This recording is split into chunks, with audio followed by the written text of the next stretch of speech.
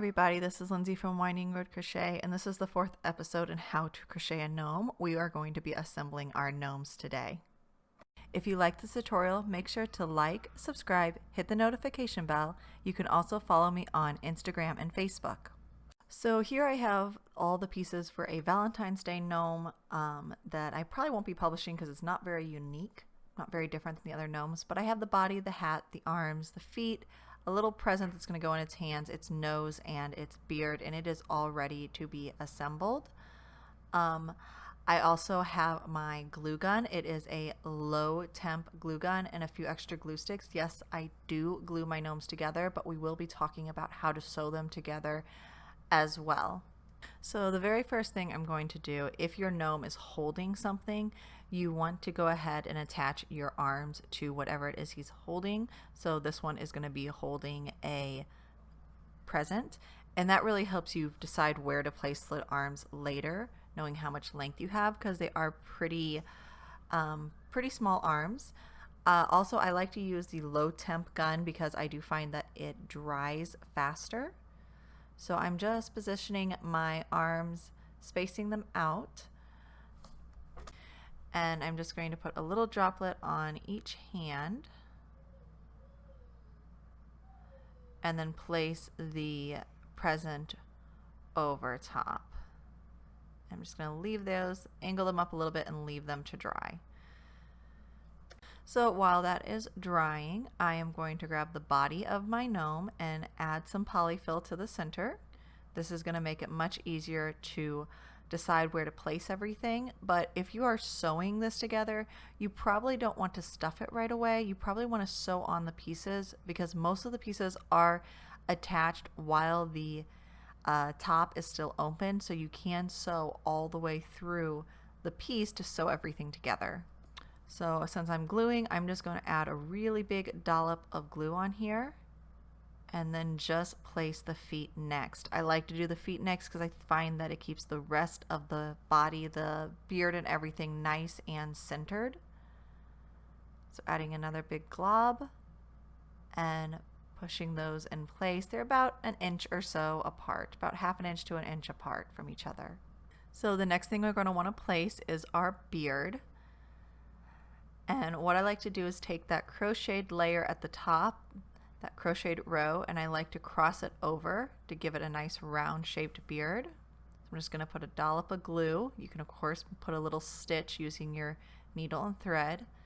I'm going to hold that for a few seconds while it dries. It does take about 30 seconds to a minute for everything to fully dry. Put another dollop on the back side and just position it in between my 2 feet. And it would be very easy to sew this directly on because we have that open section on top of the body. And then I'm just going to put my nose right on top of my beard. If you were going to be sewing all of this together, you would sew directly into the body. You don't have to stay on the outside like a lot of amigurumis that are closed up. You just be able to make a few stitches around the nose, come out from the inside of the gnome body, and be able to really easily stitch this on. The next thing I'm going to do is just trim this beard a little bit to get it out of my way. I'll give it a better trim a little later. Sorry about all the shaking. My system's not set up for so much moving around.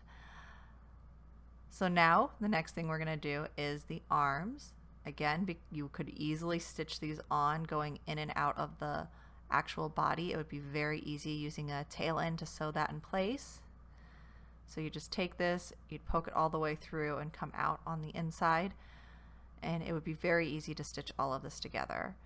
But since I am a gluer and these are just decorative, they live on a shelf in my house, I am just going to carefully glue these arms in place right on the outside of the beard.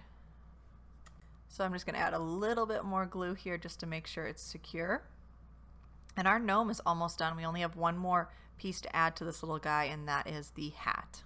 So before I glue the hat on, the next thing I'm going to do is take all my yarn ends, mostly from my arms, and I'm just going to tuck them down into the body.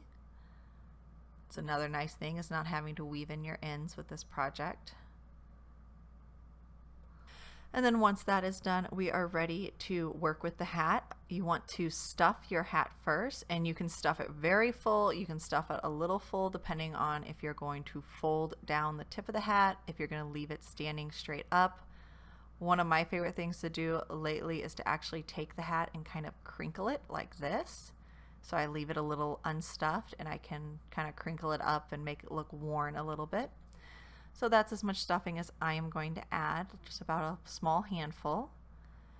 And when you put this hat on, the most important part is the front of the hat is supposed to come down right on top of his nose, so it looks like it is covering his eyes. So I'm going to glue about 2 inches at a time, focusing on the front section first and then working my way around. If you are going to sew this, what I would do is I would sew into the second row, or the first row from the end. Sew into that and then grab a stitch here and then grab a stitch from the hat and sew it like this all the way around. That way you still have kind of a lip at the edge of the hat. So here we go. I am just going to grab my glue gun. I like to find where I fastened off and put that at the back of the hat. I'm going to glue a generous amount for 2 inches and then shove that down on my little gnome and use my fingers to hold it in place. And I'm probably going to sit here for a good minute making sure that this is nice and secure. You also want to make sure that this comes down over the arms as well. So I'm going to pull that down over the arms and hold that while I can. Just depends on how big your hands are, on how far you can go. So make sure that that arm is tucked in and still holding everything else. I'm going to go ahead and come around the back, put a little more glue and cover up the next arm, and then we'll just keep working around to the back until the gnome hat is completely on. So if that feels a little dry, I can go ahead and add a little more in the back, secure that down, and there you have it. Our gnome is done. So everything is secure, everything's in place, and this works really well if it's just going to be a decorative item, which most of these are holiday gnomes or event gnomes, and so they make really great decorative items. So I hope you enjoy my gnomes and check out the rest of the series and all the gnomes patterns I have on my blog. And as always, thank you so much for watching.